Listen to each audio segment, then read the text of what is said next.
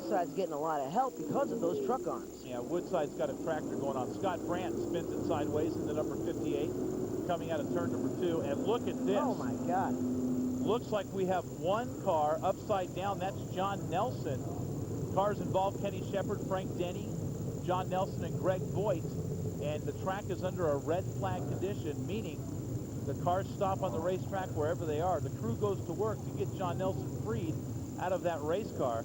And that's something you do not see a lot, is a car going over on its lid.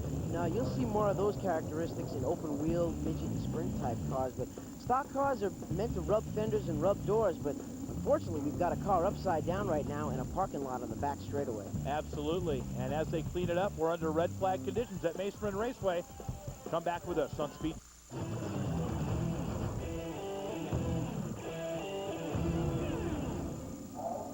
Back at Mesa Marin Raceway, we are under a red flag condition. Lap number 49 as Jon Nelson went on his lid coming out of turn number 2. Many cars involved. And there we see Frank Denny Jr. getting out of his race car, the Star Nurseries number 70. That car has had a lot of Southwest Tour heroes drive that deal. That's actually the car that took Kurt Busch to the Southwest Series title years ago. And there you see Jon Nelson's car. And boy, what a mess on the back straightaway here at Mesa Marin. Kenny Shepard involved. There's Jon Nelson now crawling out of his car. And Nelson with the Hans device on.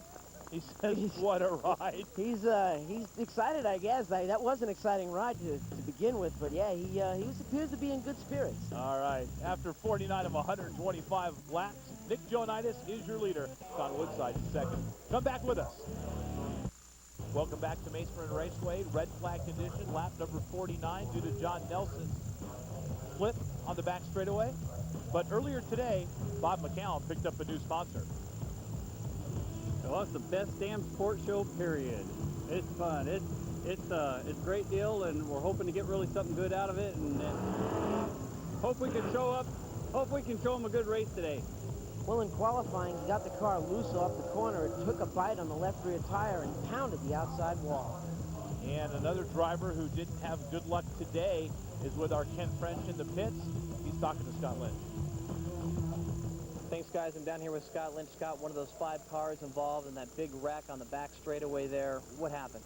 All I know is that I don't know if I was clear or not. Maybe I came down on some guy, and I think I was the one that caused that little deal back there. But I don't know. I just got turned, and next thing I know, literally just saw a car just fly over my car and just missed my car. He was, turned a little bit sideways. So it's just too bad with the for your thought. They've really stepped up this year a lot, and just real disappointment so far. Yeah, there was one scary wreck back there. Jon Nelson ended up upside down. Thank goodness everyone's okay. How are you feeling? Doing good. That's fine. No major bumps and bruises. But, the integrity of the car has held up pretty good. So I think, thanks to NASCAR with their new safeties, I think we're all right. But feel sorry for Jon and everything. But just hopefully he's okay. Scott, thank you very much. All right, thank you. All right, guys, back to you. Cleanup still continues at Mesa Marin Raceway for the Rialto Concrete 125. We'll be back with more on Speed Channel. Well, there's Kenny Shepard's car, one of the cars involved in that 6-car melee that saw Jon Nelson end up on his lid on the back straightaway. Happy to report that he is okay. There's Jon Nelson's car coming down onto pit road, and our Ken French has finally caught up with Jon Nelson in the pit area. All right, thanks, guys. I'm here at Jon Nelson. Jon looked like he might have had the worst of it back there. Flipped up over on top. If you can remember, take me through what happened. Well, the guys were racing pretty hard, and they were all stacked up real tight. I kind of got in a little deep, lost a few spots getting up in the marbles, and was just kind of riding for a while. And I knew trouble was happening. When it finally happened, I thought I was going to get it cleared, but I climbed up somebody's rear corner and just flipped me upside down. Nice, easy, slow roll. I'm an old off-road guy, so I'm used to that stuff. Hey, you got out of the car with a big smile on your face saying, what a ride. So you must have enjoyed it a little bit. Well, I was so happy when I looked at the car and the clip's still on it. It's not that bad. This is kind of characteristic of this track. Riding so tight, coming out of those corners pretty tough. I mean, this is really just not something that's, a shock to you, I don't think. Well, hey, this is short track racing at its best. This is good stuff. Yellow flag out now, and fairly shortly we'll be back to green flag racing. This shows you how good these cars are built in NASCAR. And And on Speed Channel, we'll resume the Rialto Concrete 125 right after this.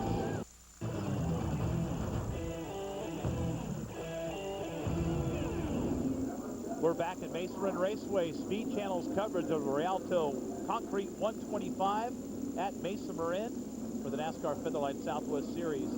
Nick Joanitis, your leader. Sean Woodside is in the second position. Doug McCown and M.K. Kankey round out the top four. Here's another look at the incident with Jon Nelson on his lid. This really was a scary situation, but it's such a tribute to the chassis builders and the fabricators that are involved. The roll cage did its job and it kept the driver safe. Exactly, and that is paramount. And of course, NASCAR opening up a whole new tech facility in Charlotte, North Carolina to even develop more safety